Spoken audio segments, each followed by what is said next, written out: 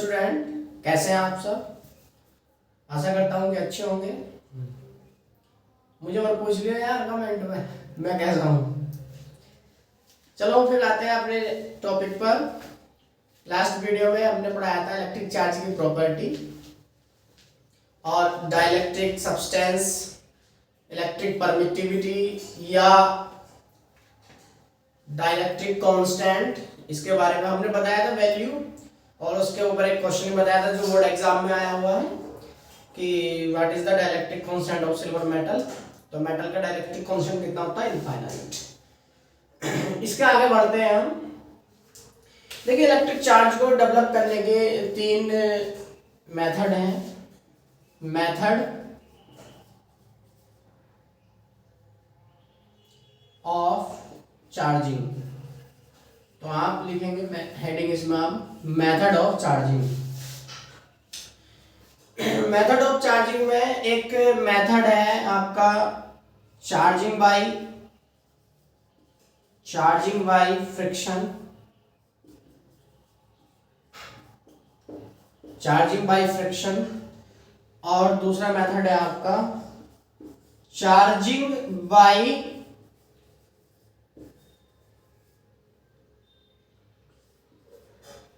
Conduction और charging by induction.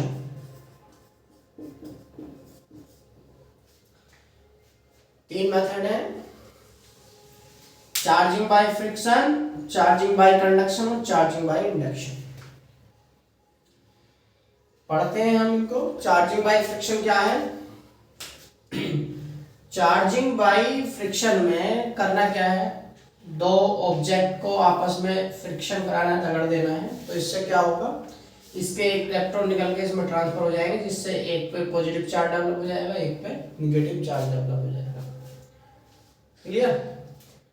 इसमें क्या है, दो चीज को आपस में रगड़ दो। देखो दो व्यक्ति अगर आपस में रगड़े जाएंगे या कोई भी ऑब्जेक्ट दो आपस में रगड़े जाएंगे तो उनमें चार्ज डेवलप हो जाएगा। तो पता ही है आपको, समझ रहे होंगे। दो व्यक्तियों को अगर आपस में रगड़े जाएंगे तो उनमें चार्ज डेवलप हो जाता है।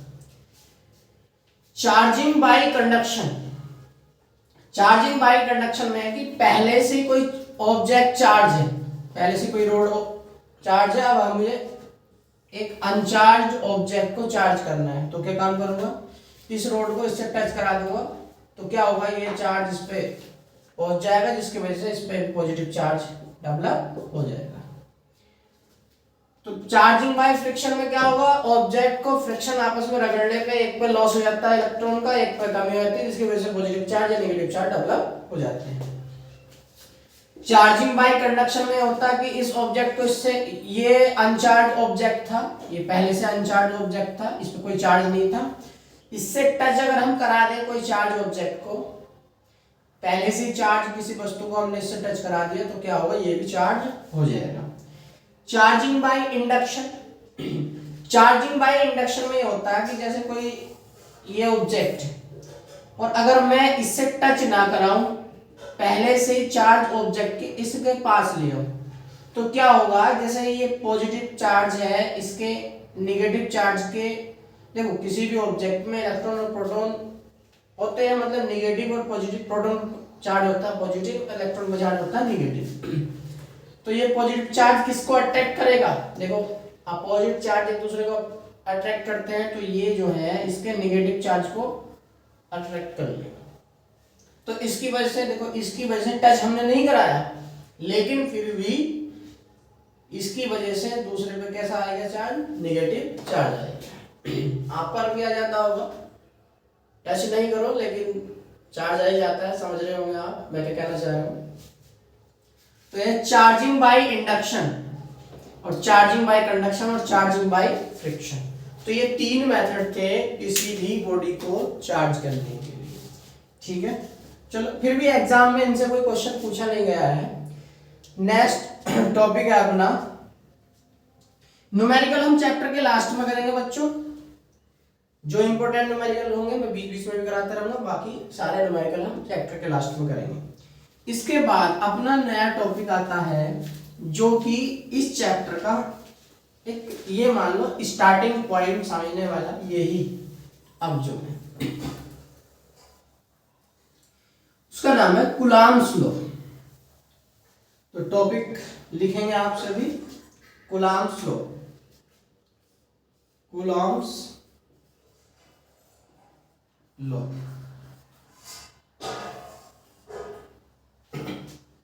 Coulomb's law. तो बच्चों कूलॉम्स लॉ क्या है? दरअसल में बात ये थी, हमें ये पता चल गया था बेंजामिन फ्रैंकलिन के अनुसार कि पॉजिटिव चार्ज और पॉजिटिव चार्ज, नेगेटिव चार्ज और नेगेटिव चार्ज, सेम चार्ज एक दूसरे को रिपल करते हैं, एक दूसरे को दूर भगाते हैं, रिपल्सन दिखाते हैं। और नेगेटिव चार्ज और पॉजिटिव चार्ज मतलब अपोजिट चार्ज एक दूसरे को अट्रैक्ट करते हैं, एक दूसरे को अट्रैक्ट करते हैं। तो हमें ये पता चला था कि अट्रैक्शन होता है और रिपल्सन होता है, लेकिन उस रिपल्सन फोर्स या अट्रैक्शन फोर्स की वैल्यू हमें नहीं पता था। तो इसी वजह से क्या एक कूलॉम ने एक लॉ दिया जो रिपल्सन फोर्स और अट्रैक्शन फोर्स की वैल्यू मेजर करने के लिए एक फॉर्मूला बनाया। किसने? कूलॉम ने। तो इसके लॉ को हम पढ़ेंगे। दरअसल में कूलॉम्स लॉ एक फॉर्मूले का डेरिवेशन है, वो मैं समझा रहा हूं, जरा ध्यान समझेंगे। एग्जाम में 1 मार्क्स का आ सकता है। क्या है देखो, पहले समझेंगे। कूलॉम्स लॉ ये कहता है according to Coulomb's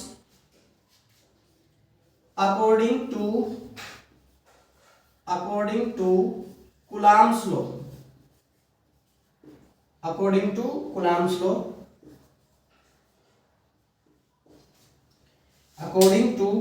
law,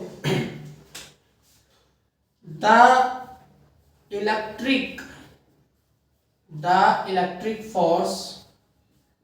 electric force मतलब वो अट्रैक्शन वाला फोर्स और रिपल्सन, चार्ज के बीच में जो लग रहा है अट्रैक्शन फोर्स और repulsion force, the electric force between two point charges, the electric force between 2 point charges is directly proportional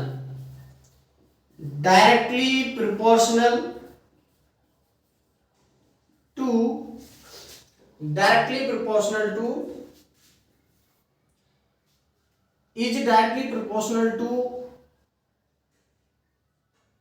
product of charge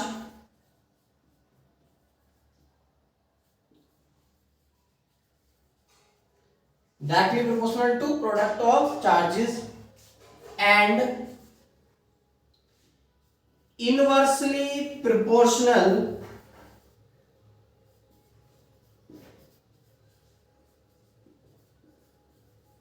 to the square of the distance between them and act along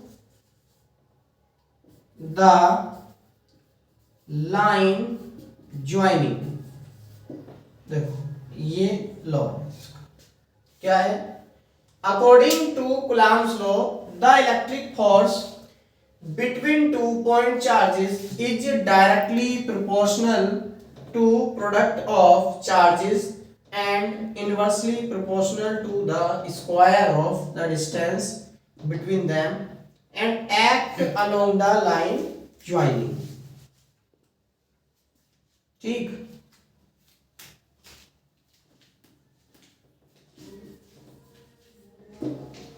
अब देखिएगा line joining कहना क्या चाह रहा है, देखो ध्यान से सुनेंगे, मैं यहां पे समझा रहा हूं, जरा ध्यान सुनेंगे सभी।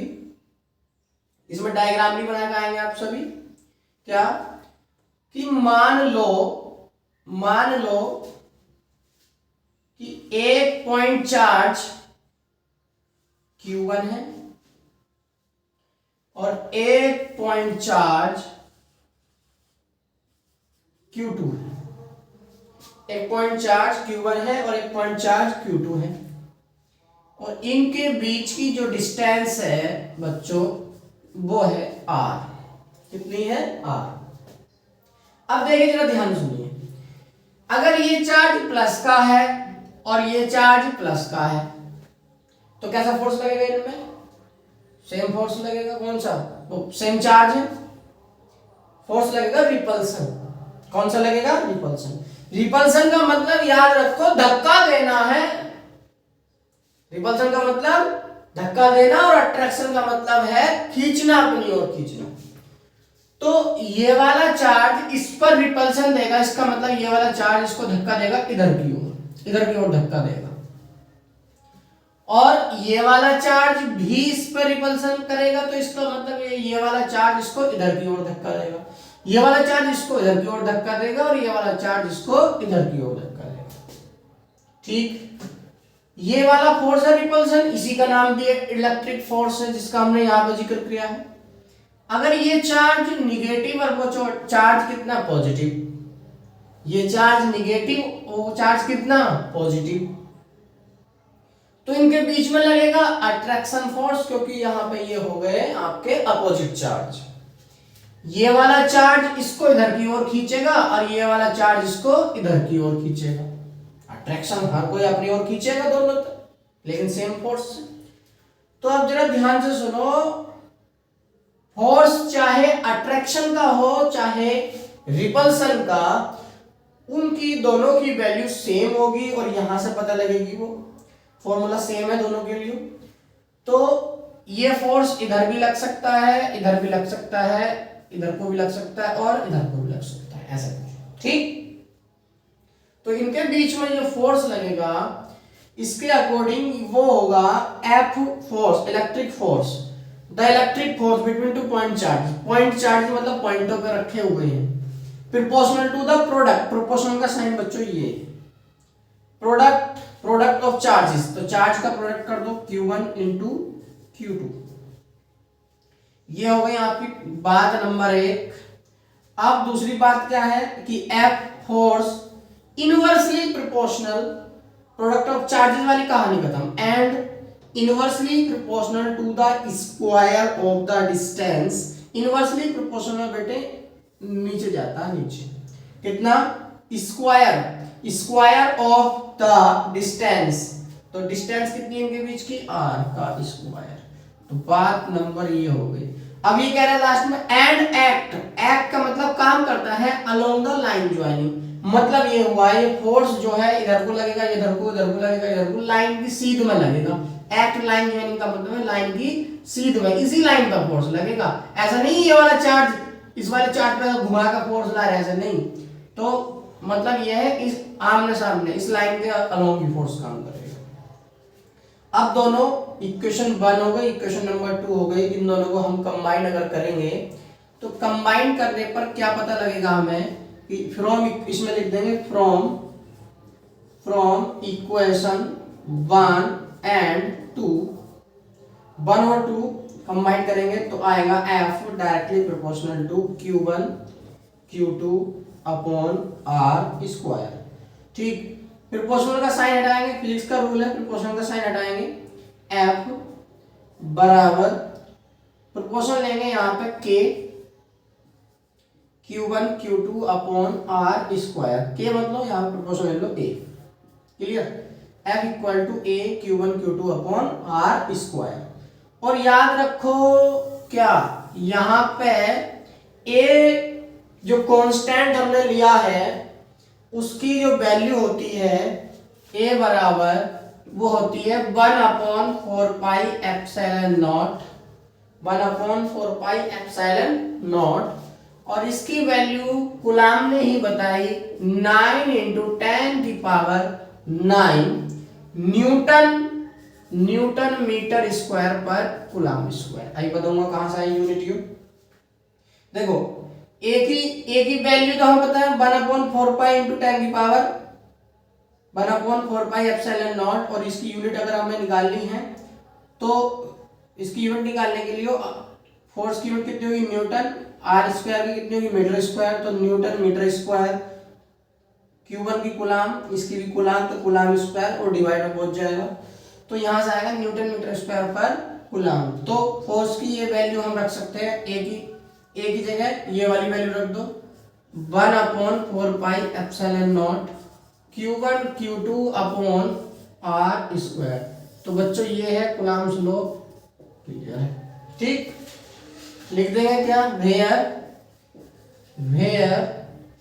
1/4πε0 इज ए कांस्टेंट,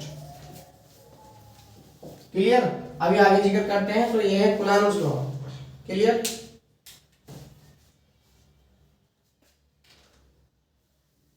तो कुलाम्स लॉ यहाँ पे क्या बता रहा है कि किन्हीं दो पॉइंट चार्ज के बीच में आप फोर्स को इस फॉर्मूले से कैलकुलेट कर सकते हो, चाहे वह फोर्स अट्रैक्शन का हो चाहे वह फोर्स रिपल्सन का है।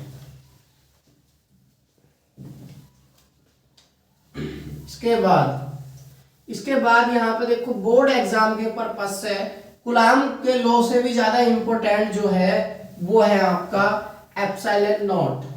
डायमेंशनल फॉर्मूला, यूनिट और वैल्यू बहुत ज्यादा इंपॉर्टेंट है। डायमेंशन फॉर्मूला एंड यूनिट बहुत ज्यादा इंपॉर्टेंट है। तो देखिए अब हम बोर्ड एग्जाम के लिए ही यहां पे ये कर रहे हैं क्या, यूनिट एंड डायमेंशनल फॉर्मूला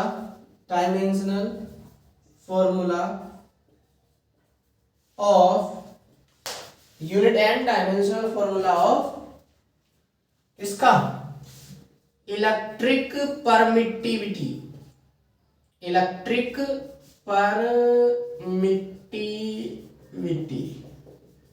जिसको बोलते हैं एप्सिलॉन नॉट। और मैंने अभी पीछे बताया आपको इसके बारे में। तो देखो बहुत वेरी वेरी मोस्ट है,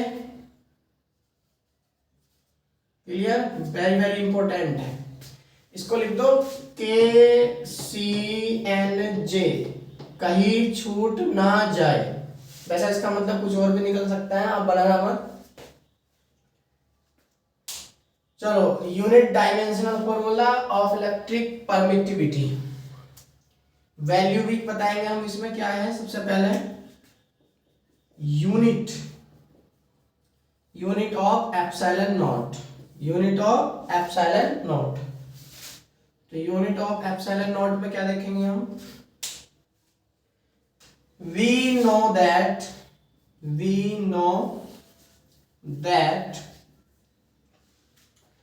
1/4πε0, we know that Coulomb's law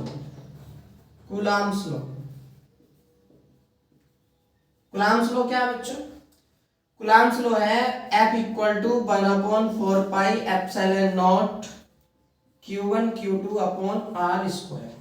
अब हमें यूनिट फाइंड करनी है एप्सिलॉन नॉट की, तो एप्सिलॉन नॉट को यहां से उठा के F की जगह पहुंचा दो और F को इसकी जगह पहुंचा दो। तो एप्सिलॉन नॉट इक्वल टू कितना आएगा, 1/4πF Q1 Q2 upon R square.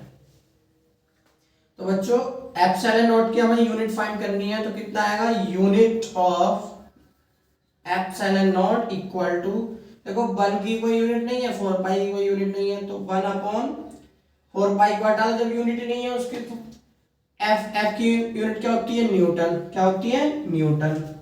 आगे बढ़ेंगे, चार्ज की यूनिट कूलाम, फिर दूसरे चार्ज की यूनिट कूलाम, डिस्टेंस है r, तो मीटर में यहाँ पे जाएगी तो मीटर स्क्वायर। तो क्या हो गया, ये हो गया कूलाम स्क्वायर पर न्यूटन। देखो ये दोनों आपस में मल्टीप्लाई में, तो मल्टीप्लाई की जगह हाइफन लगाना पड़ता है, न्यूटन मीटर स्क्वायर। तो यूनिट ऑफ, अच्छा इसको हम ऐसे भी लिख सकते हैं, कूलाम स्क्वायर, एग्जाम में आई भी है, कूलाम स्क्वायर, न्यूटन की पावर यहाँ पे 1 है ना, ऊपर जाए कैसे जाएगी, माइनस की, तो कूलाम स्क्वायर न्यूटन की पावर -1 और मीटर की पावर -2, ऐसे भी इसको हम लिख सकते हैं। तो यूनिट ऑफ एप्सिलॉन नॉट बराबर कितना हो गया बच्चों, कूलाम स्क्वायर पर न्यूटन मीटर स्क्वायर। और इसके बाद क्या, कूलाम स्क्वायर न्यूटन की पावर -1 और m की पावर -2। देखो क्वेश्चन छूटना नहीं चाहिए किसी भी हालत में, क्वेश्चन छूटना नहीं चाहिए। ये हम सारे केस पढ़ाएंगे कि कौन कौन से एग्जाम में बन सकते हैं। और देखो हमारे पढ़ाए हुए बच्चों के 97 98 नंबर भी आए हैं, तो कोई भी क्वेश्चन ऐसा नहीं है कि जो छूट जाएगा आपसे, चिंता मत करिए। पूरी बुक पढ़ाऊंगा न्यूमेरिकल से पूरा। तो इसको नोट करेंगे, unit of epsilon naught equal to coulomb square पर newton metre square equal coulomb square newton की पावर -1 मीटर की पावर -2। इसके बाद ये नोट कीजिएगा। इसके बाद अब डायमेंशनल फॉर्मूला, इसका जो डायमेंशनल फॉर्मूला लिखना है हमें, तो डायमेंशनल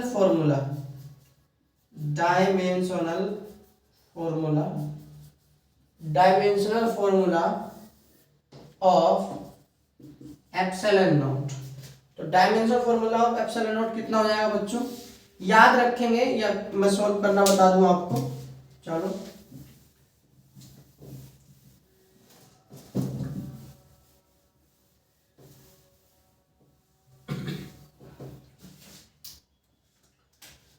डायमेंशनल फॉर्मूला बहुत आता है एग्जाम में, ये भी डायमेंशनल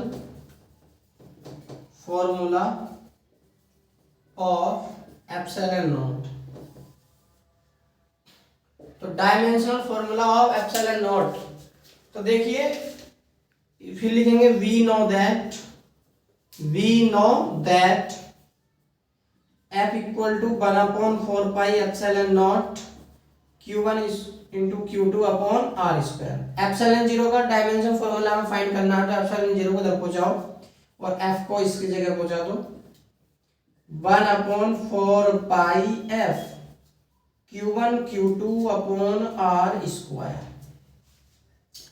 तो dimensional formula of epsilon naught, देखिए याद रखो फोर्स का, याद ही रखो ये 4-5 फॉर्मूलों को। फोर्स का जो डायमेंशन फॉर्मूला होता है MLT-2। ये 11th क्लास में आप पढ़ के आए होंगे, नहीं पढ़ा तो हमारी 11th क्लास के डायमेंशन फॉर्मूला की वीडियो देखो, उसमें पूरा दिया गया, पूरा समझा रखा हमने। F equal to MLT-2। और चार्ज का जो डायमेंशन फॉर्मूला होता है उसका होता है AT, कितना AT। डिस्टेंस का डायमेंशन फॉर्मूला होगा आपका n। तो इन सारी वैल्यू को यहां पुट करेंगे। देखो 4 पाई का कोई नहीं होगा, तो 1/f का कितना MLT-2, चार्ज का AT। अच्छा देखो ये भी चार्ज है, ये भी चार्ज है, दोनों का स्क्वायर हो जाएगा ना, तो यहाँ पे स्क्वायर मैं एक साथ कर रहा हूं, AT का स्क्वायर अपॉन L। तो देखिए क्या हो गया आपका, m की पावर यहाँ पे 1 है, ऊपर जाकर माइनस हो जाएगी, तो m की पावर -1। L की पावर एक ये रही, एक ये है, तो 1 और 1 कितनी होगी 2, और ऊपर जाएगा दोनों कैसे हो जाएंगे -2। ठीक। t की पावर ये है, t की पावर -2 ऊपर जाए कैसे हो जाएगी प्लस की, तो t की पावर 2। a की पावर यहां से स्क्वायर से कितनी मिलेगी, a की पावर 2 और t की पावर 2। अब देखिए हम इसको कैसे कंबाइन करके लिखते हैं, m की पावर -1, l की पावर -2, सॉरी लेंथ का l है, तो l का स्क्वायर यहाँ पे हो जाएगा और पावर -3 आ जाएगी। यहाँ पे एक ये है और 2 ये है, तो -3 ऊपर जाकर -3 हो जाएगी, -3। t की पावर 4, a की पावर 2। तो देखो बच्चों ये हो गई इसका डायमेंशन फॉर्मूला। और इसको याद रखने की मैं एक ट्रिक बता रहा हूँ आपको, याद रखने की बहुत ही बढ़िया ट्रिक है।